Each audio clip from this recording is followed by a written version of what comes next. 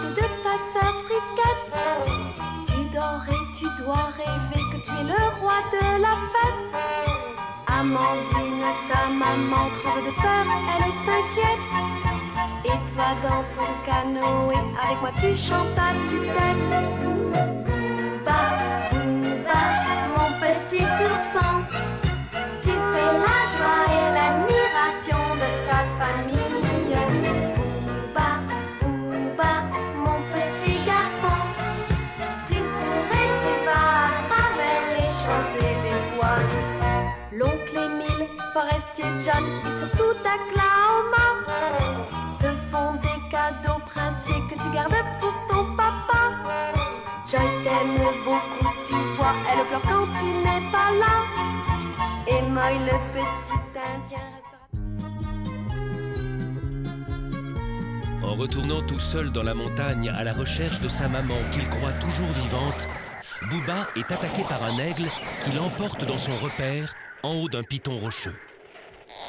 Heureusement pour le petit ourson, tous ses amis viennent à son secours et leur intervention empêche l'aigle de le manger.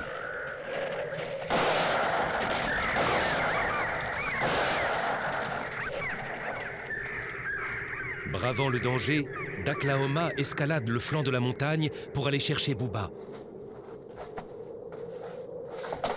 Booba! Mais le petit ourson a été grièvement blessé par l'aigle et c'est entre la vie et la mort qu'il est ramené à la cabane. Malgré les soins attentifs prodigués par Moy et Taklaoma, on ne sait pas si Booba pourra être sauvé.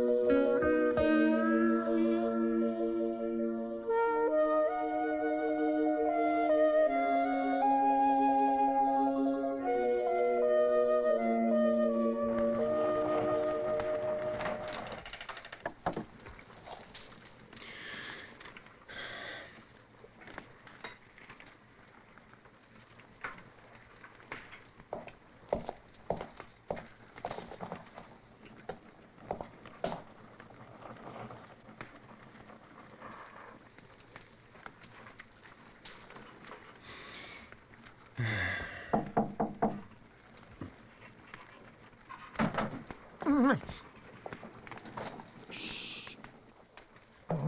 Ne fais pas de bruit, Moy dort encore. Oh non, papa, je ne dors plus. Moy, excuse-moi, c'est moi qui t'ai réveillé. Pas du tout, j'ai pas réussi à fermer l'œil. C'est pas sérieux, ça. Encore une nuit entière où tu as veillé Booba sans te coucher. Ce petit a besoin de repos. Tu dois être plus sévère. Je voudrais t'y voir à ma place. J'ai essayé de lui faire comprendre, mais malgré tout ce que je lui ai dit, je n'ai pas réussi à me faire obéir.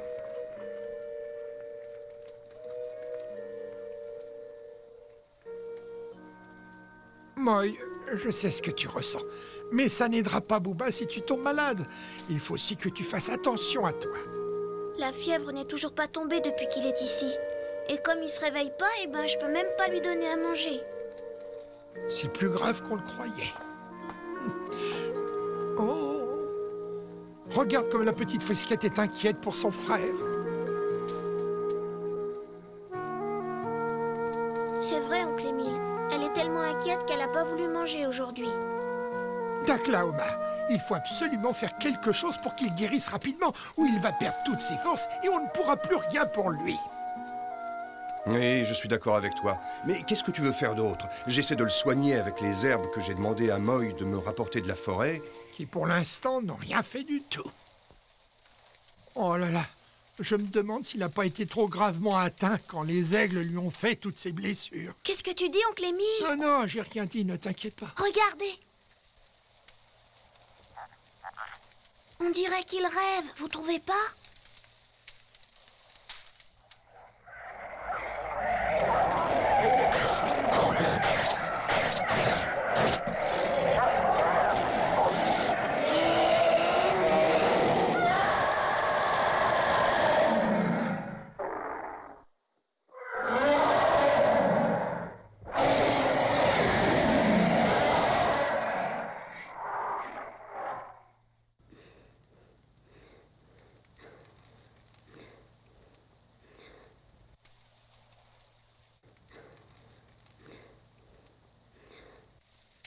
Vous avez vu comme il s'est agité? Il a dû faire un cauchemar.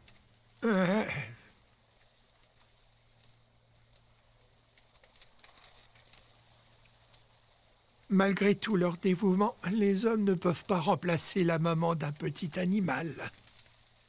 Moy, tu veilleras seul sur Booba. Je dois partir quelque temps. Quoi?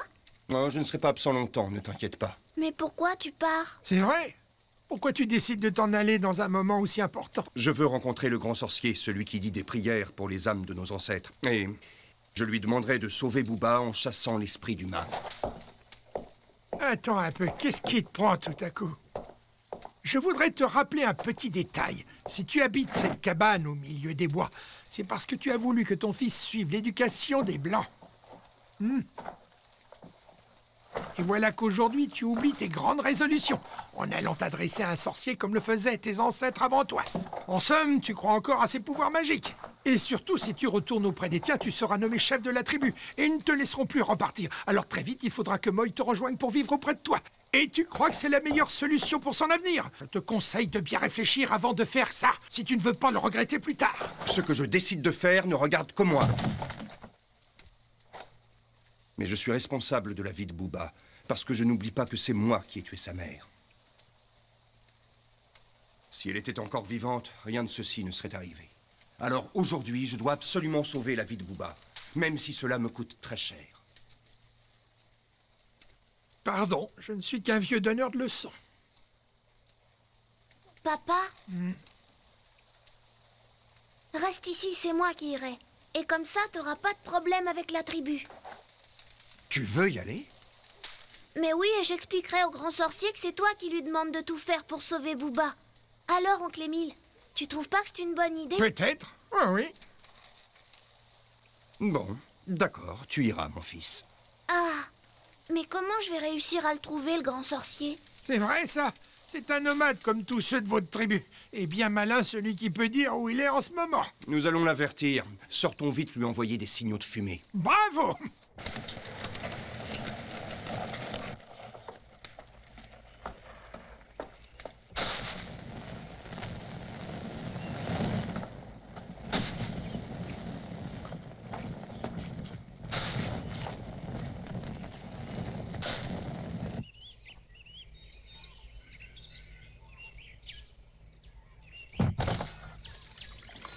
Tu lui donneras ses présents.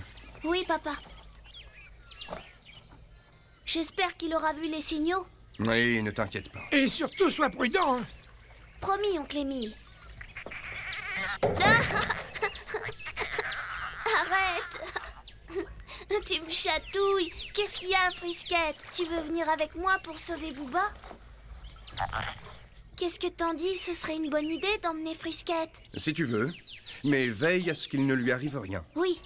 Alors là, sois tranquille. T'as entendu? Tu viens avec moi.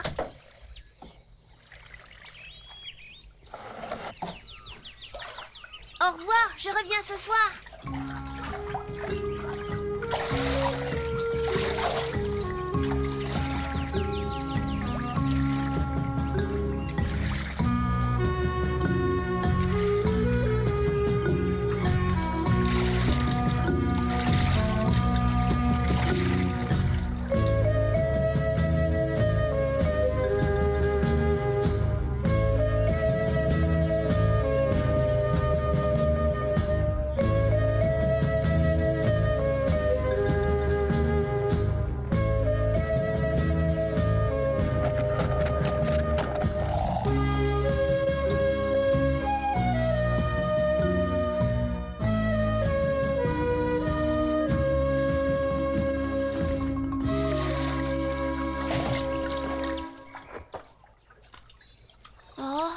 Et voilà, on est arrivé. C'est drôle, il n'y a personne qui nous attend. Ah!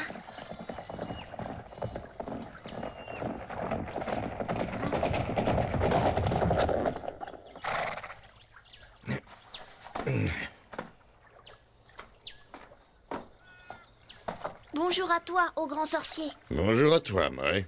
Nous avons vu les signaux de fumée. Pourquoi tenais-tu tant à me rencontrer? Oh, eh ben, c'est que c'est pas facile à expliquer. Oh, j'allais oublier que papa, il m'a donné un sac de farine et un sac de sel pour toi. Mais tu es venu tout seul. Oui, Pourquoi Daklaoma n'est-il pas venu? il est resté là-bas. Il aurait bien voulu venir, mais il est resté à la cabane. S'il te plaît, grand sorcier, aide-moi.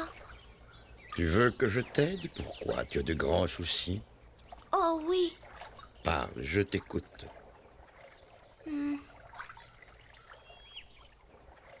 Oui, j'ai compris. Il s'agit sans doute de cet ourson, le fils d'Amandine. Oui, je suis venue pour Booba, il a été blessé par des aigles. Et le pauvre, il est en train de mourir. Dis-moi comment je peux le sauver, grand sorcier.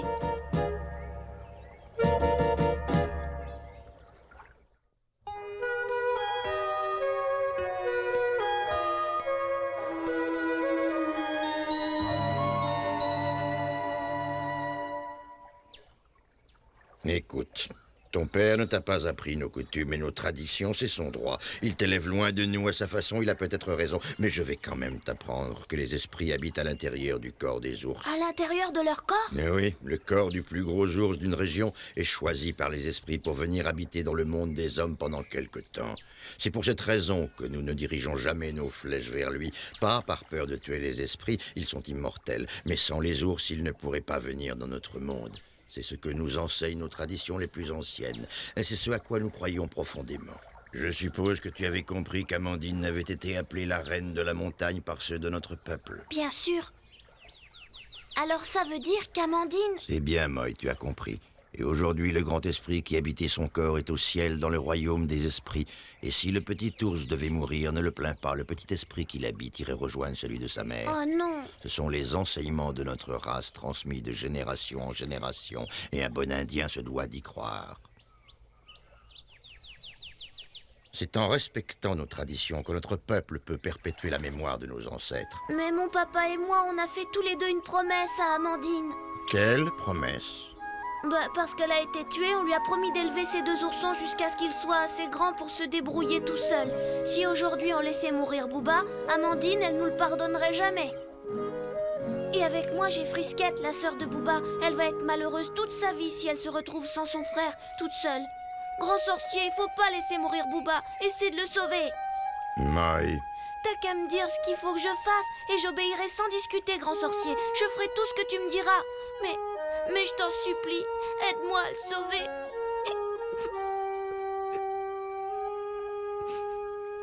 Ne pleure plus, je vais t'aider. Ah!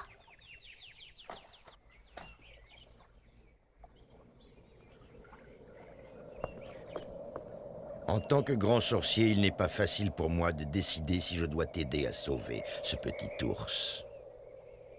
Je ne sais pas quoi faire. Alors je vais m'asseoir ici et attendre que les esprits de nos ancêtres descendent du ciel pour me conseiller. Voilà. Assieds-toi à côté de moi et pense à tout ça.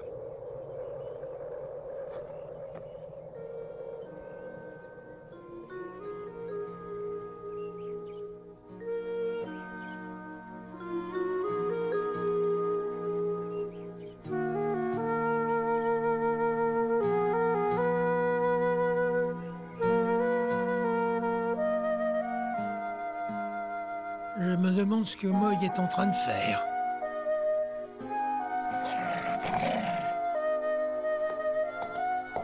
Oh! Incroyable de voir qu'il y ait une telle volonté de survivre et un si grand instinct de conservation dans le corps d'un si petit animal. Tu veux savoir à quoi je pense? Je pense que c'est très bien que Moy ne soit pas avec nous. Booba n'en a plus pour longtemps. Il ne va pas tarder à mourir. Et je préfère que Moy ne soit pas à côté de Booba quand ça arrivera.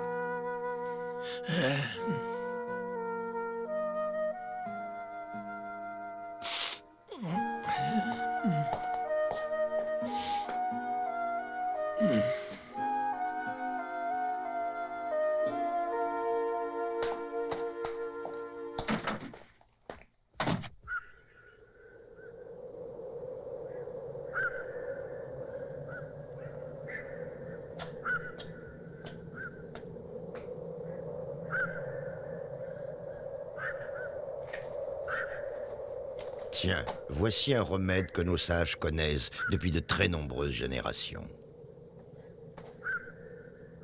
Un de tes glorieux ancêtres est tombé un jour dans une embuscade tendue par une tribu ennemie. Il avait été cruellement blessé et laissé pour mort. Mais grâce à ce remède, il a pu être sauvé. Il devrait sauver Booba, car ce qui vaut pour les hommes vaut pour les bêtes. Oh, merci, grand sorcier. Mais n'oublie pas que sa guérison dépend avant tout du grand esprit. Sans lui, le meilleur remède est inutile. J'ai compris. Merci. Attends, l'orage va bientôt éclater. Oh, Il vaudrait mieux que tu passes la nuit parmi nous. oh non, grand sorcier, je dois partir.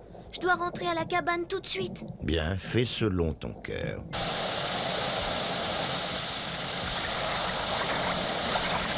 Attention, Frisquette, bouge pas comme ça, tu vas nous faire chavirer.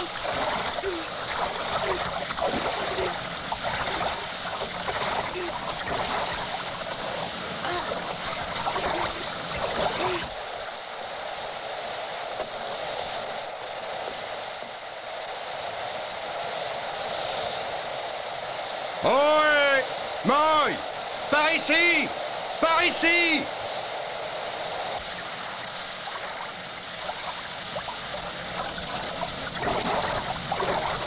Moy! Par ici, je suis là! Ah, papa, me voilà.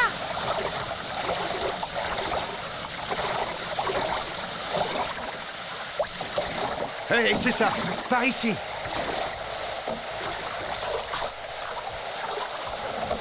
Alors, papa, comment va Booba? Ah, pas fort. Il dort toujours. Il est inconscient. Oh, Booba, tu m'entends? Oh, papa, regarde ce que j'ai rapporté. Oh, mais ça ressemble... Eh oui, c'est le vieux remède sacré de nos ancêtres. Il faut vite le donner à Booba. Je m'en occupe tout de suite.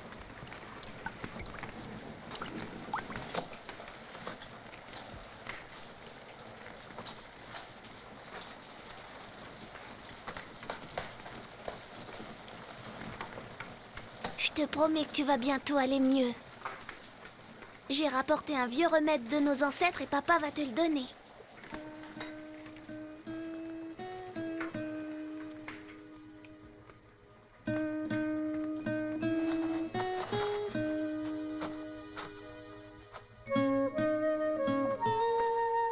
Terminé.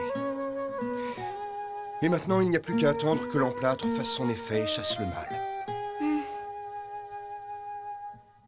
Et toi, mon fils, tu vas en profiter pour aller dormir. Pour l'instant, nous avons fait tout ce que nous pouvions. Tu crois vraiment qu'il ira mieux demain? Si les esprits le veulent. Il est déjà très tard, l'aube va bientôt se lever. Maintenant, va dormir. D'accord, j'y vais.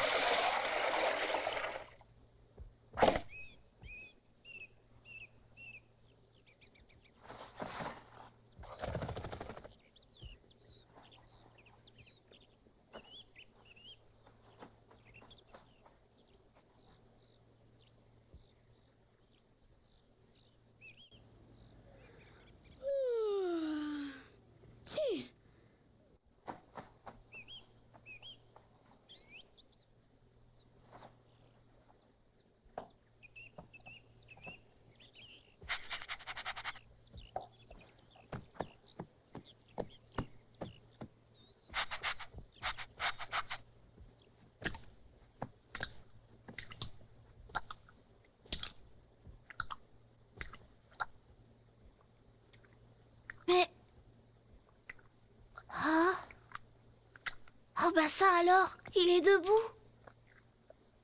Bouba! Bouba!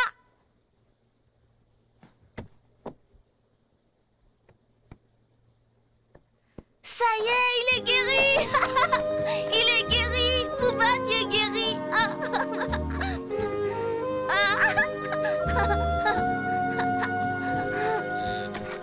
Papa, papa! Bouba est guéri! Regarde-le! Il est guéri! Il marche! Il a envie de s'amuser! C'est formidable.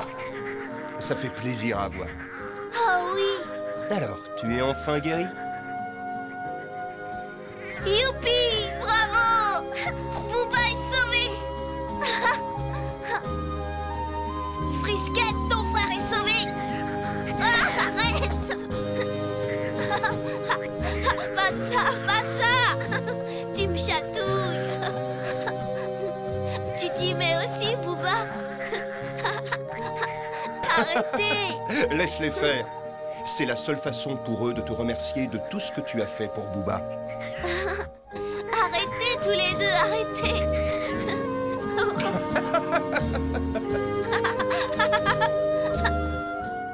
Ainsi, tout se termine bien pour ce pauvre Bouba, grièvement blessé par un aigle et sauvé grâce au dévouement de Daklaoma et de Moy.